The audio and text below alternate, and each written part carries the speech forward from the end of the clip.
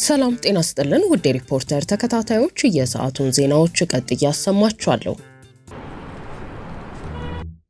ለጉብኝት የመጣው ልዑል በነፃነት ተንቀሳቅሶ የጉብኝት ጊዜውን ማሳለፍ ፈልጓል። ጥሬ ገንዘብ የመያዝ ስጋቱ፣ የክፍያ መንገዶቹ አለመመቸት አሳስቦታል። የሲቢኢ ቱሪስት ካርድ ሁሉንም ያቀላል። የትኛውም ሀገር ጥሬ ገንዘብ በእጅ ይዞ ከመንቀሳቀስ በቀላሉ ዶላሮን በካርድ ያዙ። በማንኛውም ኤቲኤም እና ፖስ ማሽን ላይ ያለምንም ተጨማሪ የአገልግሎት ክፍያ ይጠቀሙበታል። ከሀገር ቢወጡም እንደ ልብ ያገለግላል። ሲቢኢ ቱሪስት ካርዱ እግሩ አዲስ አበባን እንደረገጠ ከኢትዮጵያ ንግድ ባንክ ኤርፖርት ቅርንጫፍና ከተርሚናል ቅርንጫፍ ወስደው ቆይታውን ያሳምሩ። የኢትዮጵያ ንግድ ባንክ ሁሌም የሚተማመኑበት ባንክ። የኢትዮጵያ ብሔራዊ ምርጫ ቦርድ ተፎካካሪ ፓርቲዎች ከጸጥታ ጋር በተያያዘ የተስማሙበትን ሪፖርት ማውገዛቸውና መቃወማቸውን ተገቢ አይደለም አለ።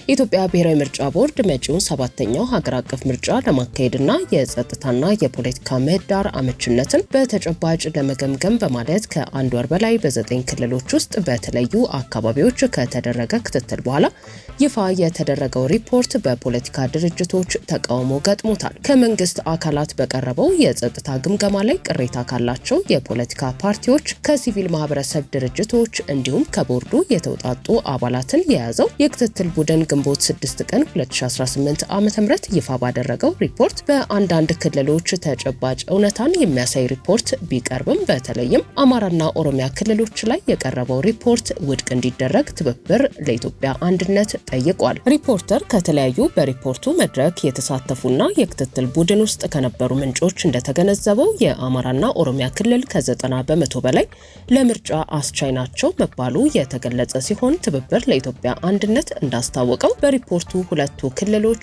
97 በመቶ በሚሆኑ አካባቢዎቻቸው ምርጫ ማድረግ ይቻላል መባሉን በመጥቀስ አውግዟል።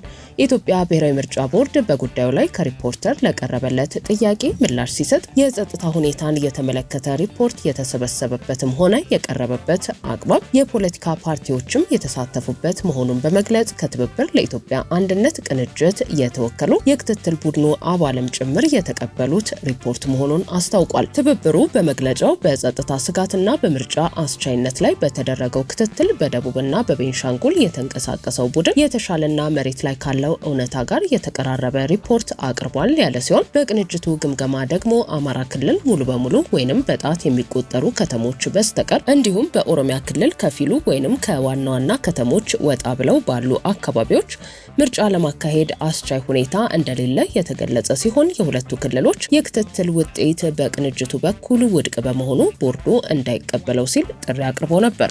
በተያያዘም ትብብር ለኢትዮጵያ አንድነት በዲጂታል የእጩዎች ምዝገባ በሲስተምና ተያያዥ ምክንያት እስከ 300 የሚደርሱ እጩዎቹ ከምርጫ ውጪ መሆናቸውን ያስታወቀ ሲሆን ምርጫ ቦርድ በሰጠው ምላሽ የትብብር ለአንድነትን እጩዎች ሲያስመዘግብ 1053 እጩዎች የእጩነት ምዝገባ ምስክር ወረቀት ሲያገኙ 20 እጩዎች በቅንጅቱ ሲስተም ባለሙያ ሙሉ በሙሉ ከሲስተም ላይ የተሰረዙ፣ 3 ከእጩነት የለቀቁ፣ 6 የእጩነት መስፈርቱን ስላላሟሉ በቦርዱ ውድቅ የተደረጉ፣ 8 በፓርቲው በኩልና ወደ ቦርዱ በፓርቲው ያልተላኩ መኖራቸውን ገልጿል።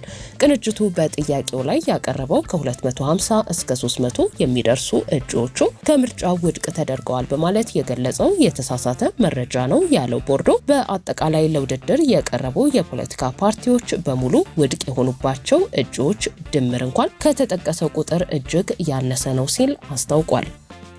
የአውሮፓ ህብረት ከ2 ዓመታት በፊት በኢትዮጵያውያን ላይ ጥሎት የነበረውን የቪዛ ገደብ ሙሉ በሙሉ አነሳ። የአውሮፓ ህብረት ምክር ቤት በ2024 ዓ.ም በኢትዮጵያ ዜጎች ላይ ጥሎት የነበረውን ጥብቅ የቪዛ ገደብ እርምጃ ሙሉ በሙሉ ለማንሳት መወሰኑን ትላንት አመሻሹን ባወጣው መግለጫ አስታውቋል። ህብረቱ ይህንን ውሳኔ ያስተላለፈው የኢትዮጵያ መንግስት በህብረቱ አባል ሀገራት ውስጥ በህገወጥ መንገድ የሚኖሩ ዜጎቹን ማንነት በመለየትና ወደ ሀገራቸው በስርዓት ለመመለስ በሚደረገው አጠቃላይ አጠቃላይ ትብብር ላይ ከፍተኛ መሻሻል ማሳየቱን ኮሚሽኑ በግምገማው በማረጋገጡ ነው። የአውሮፓ ህብረት ምክር ቤት ከሁለት ቀናት በፊት ባሳለፈው ውሳኔ መሰረት ቀደም ሲል ሀገሪቱ ወደ አውሮፓ ሀገራት በህገወጥ መንገድ የገቡ ዜጎቿን በድጋሚ የመቀበል ትብብሯ አናሳ ነው በሚል የቪዛ ህጎችን ከፊል ድንጋጌዎች አግዶ ቆይቷል። በተለይም በ2024 ዓ.ም ተጥሎ በነበረው እገዳ መሰረት የአውሮፓ ህብረት አባል ሀገራት ኢትዮጵያውያን በሚያቀርቧቸው ማስረጃዎች መሰረት ቪዛ ሲጠይቁ የሚያስፈልጓቸውን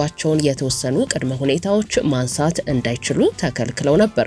ከዚህ በተጨማሪም የህብረቱ አባል ሀገራት ከሁለት ጊዜ በላይ ወደ አውሮፓ ለመግባት የሚያስችለውን የባለብዙ ጉዞ ቪዛ ለኢትዮጵያውያን መስጠት እንዳይችሉ የዲፕሎማቲክ ወይንም የሰርቪስ ፓስፖርት የያዙ ዜጎች መደበኛ የቪዛ ክፍያ እንዲከፍሉ እንዲሁም መደበኛ ቪዛ ለማግኘት የሚጠበቀው የ15 ቀናት የጊዜ ገደብ ወደ 45 ቀናት ከፍ እንዲል ተወስኖ የነበረ ቢሆንም አሁን ግን ይህ የቪዛ እገዳ ሙሉ በሙሉ ተነስቷል። የአውሮፓ ህብረት ኮሚሽን ባደረገው የቅርብ ጊዜ ግምገማ መሰረት የኢትዮጵያ መንግስት የአስቸኳይ ጊዜ የጉዞ ሰነዶችን በማውጣት እንዲሁም ዜጎችን በየጊዜው ወደ ሀገራቸው የመመለስ ስራዎችን በስርዓት በማደራጀት ረገድ ትልቅ ለውጥ ማሳየቱን አረጋግጧል። በአውሮፓ ህብረት የቪዛ ህግ መሰረት ኮሚሽኑ የሶስተኛ ወገን ሀገራትን ትብብር በየጊዜው የሚገመግም ሲሆን ሀገራት በበቂ ሁኔታ ካልተባበሩ የቪዛ ህግ ድንጋጌዎችን አተገባበር ለጊዜው የማገድ መብት አለው። የቪዛ እገዳው ከመነሳቱ በተጨማሪ ከዚህ ቀደም በሰሜኑ የኢትዮጵያ ክፍል በነበረው ጦርነት ምክንያት የአውሮፓ ህብረት አቋርጦት የነበረውን ለኢትዮጵያ የሚያደርገው ቀጥተኛ የበጀት ድጋፍ በቅርቡ መልሶ ማስጀመሩ ይታወሳል። በታክስ ውሳኔ ላይ ይግባኝ ለማለት አዲስ ማስረጃ ማቅረብን የሚከለክል ማሻሻያ ረቂቅ አዋጅ መዘጋጀቱ ቅሬታ አስነሳ። በታክስ ውሳኔ ላይ ይግባኝ ወይንም የውሳኔ ማስተካከያ ጥያቄ የሚያቀርብ ታክስ ከፋይ በውሳኔው ወቅት ካቀረበው የተለየ አዲስ ማስረጃ ማቅረብን የሚከለክለው የታክስ አስተዳደር አዋጅ ማሻሻያ ረቂቅ ድንጋጌ ተቃውሞ አስነስቷል። የታክስ አስተዳደር አዋጅ ማሻሻያ ረቂቅ ላይ የገንዘብ ሚኒስቴር ከባለድርሻ አካላት አስተያየት ለመሰብሰብና ውይይት ለማድረግ ትላንት ማክሰኞ ግንቦት 11 ቀን 2018 ዓ.ም ባዘጋጀው መድረክ የህግ ባለሙያዎች፣ የሂሳብ ባለሙያዎች፣ በግል ዘርፍ የተሰማሩ ድርጅቶችና የሚመለከታቸው አካላት ተገኝተዋል። ረቂቁ በ20 አንቀጾች ላይ ማሻሻያ አድርጎ ያቀረበ ሲሆን ከታክስ ውሳኔ ጋር በተገናኘ በሚደረግ ማንኛውም የታክስ ክርክር ሂደት የታክስ ውሳኔ ትክክል አለመሆኑን የማስረዳት ኃላፊነት የታክስ ከፋዩ መሆኑን የሚያስረዳው የአዋጁ አንቀጽ 59 ንዑስ አንቀጽ 1 ሆኖ በማሻሻያው ተካቷል። ቅሬታ፣ ይግባኝ ወይንም የውሳኔ ማስተካከያ ጥያቄን የሚያቀርብ ታክስ ከፋይ በታክስ ውሳኔ ወቅት ካቀረበው የተለየ አዲስ ማስረጃን ማቅረብ አይችልም የሚለው ድንጋጌ ደግሞ አዲስ ንዑስ አንቀጽ 2 ሆኖ ተካቷል። ሆኖም ሚኒስቴሩ ባዘጋጀው መድረክ የተገኙ ተሳታፊዎች አዲስ ማስረጃን ማቅረብ መከልከሉን ተቃውመዋል። በአዲስ አበባ ዩኒቨርሲቲ የህግ ትምህርት ቤት መምህር የታክስ አማካሪና ጠበቃ ዶክተር አስቻለው አሻግሬ ትንሽ ጭካኔ የታየበት ረቂቅ ነው ብለው በተለይም አዲስ ማስረጃን በተመለከተ ባለፉት 40ና 50 ዓመታት የተመጣበት መንገድ ወደ ኋላ የሚመልስ ነው በማለት ገልጸውታል። ድንጋጌው ማስረጃ በኦዲት ጊዜ ብቻ መቅረብ እንዳለበትና ለገምጋሚ ኮሚቴ እንኳን ማቅረብ እንደማይቻል መከልከሉን ተናግረው በኦዲት ጊዜ ያላቀረበውን ማስረጃ በግምገማ ወቅት ለገምጋሚ ኮሚቴ ማቅረብን እንዴት ይከለከላል ሲሉ ጠይቀዋል።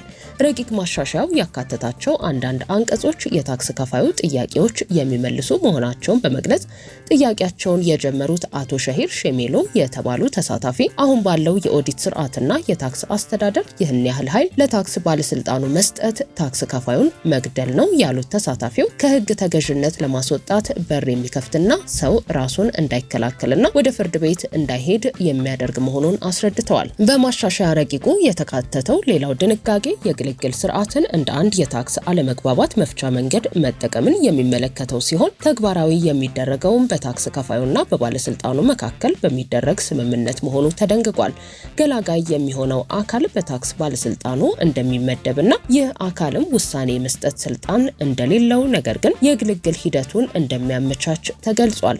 ይህ ድንጋጌ መካተቱ መልካም መሆኑን ነገር ግን ገላጋይ በሚሆነው አካል ላይ ሊኖር ስለሚችለው ገለልተኛነት ጥያቄዎች ቀርበዋል። በአዲስ አበባ ዩኒቨርሲቲ ሕግ ትምህርት ቤት የሕግ መምህር የታክስ አማካሪና ጠበቃ አቶ አስቻለው መስማማት የታክስ አለመግባባት የመፍቻ አካል መደረጉ መልካም መሆኑን ገልጸው ነገር ግን አጠቃላይ አወቃቀሩ በታክስ ባለስልጣኑ ፍላጎት ላይ የተመሰረተ መሆኑን ተናግረዋል።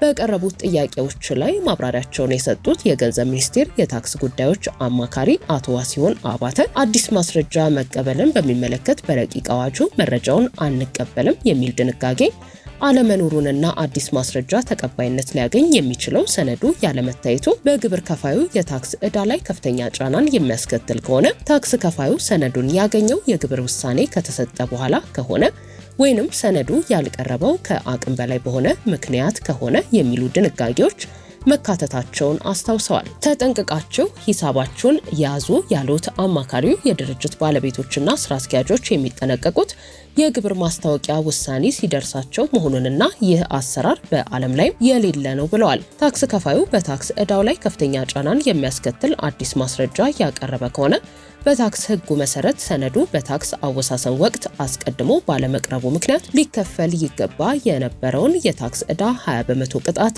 ይከፍላል በሚል የተካተተው ድንጋጌም ተገቢ መሆኑን ገልጸዋል። ስምምነትን በሚመለከት ለቀረቡት ሀሳቦች ሲያብራሩ የሚያስማማውን አካል መምረጥ፣ ለታክስ ባለስልጣን መስጠት ሌሎችም ሀገሮች የሚያደርጉት መሆኑን ምክንያቱም ሁሉም ታክስ ከፋይ የሚፈልገውን አካል ጋር ይኬድ ከተባለ በፌዴራል ደረጃ ካለው ግብር ከፋይ ብዛት አኳያ ተገቢ እንደማይሆን አስረድተዋል። በተሳታፊዎች የተነሱ ሀሳቦች ረቂቁን በማጽደቅ ሂደት እንደሚካተቱ አስታውቀዋል። ውድ ሪፖርተር ተከታታዮች የሰዓቱ ዜናዎቻችን እነዚህ ነበሩ። ስላደመጣችሁን ከልብ እናመሰግናለን። እችላለሁ በሚል መሪ ቃል የአደይና ዛሃራ የቁጠባ ሂሳቦችን በመክፈት ከ500 ብር ጀምሮ ስትቆጥቢ የተለያዩ የባንካችን የዲጂታል አማራጮችን በመጠቀም ግብይት ስትፈጽሚ የ25 BYD ሲገል መኪና ሽልማት እጩ የሚያደርጉሽ የዕጣ ቁጥሮች ይደርሱሻል።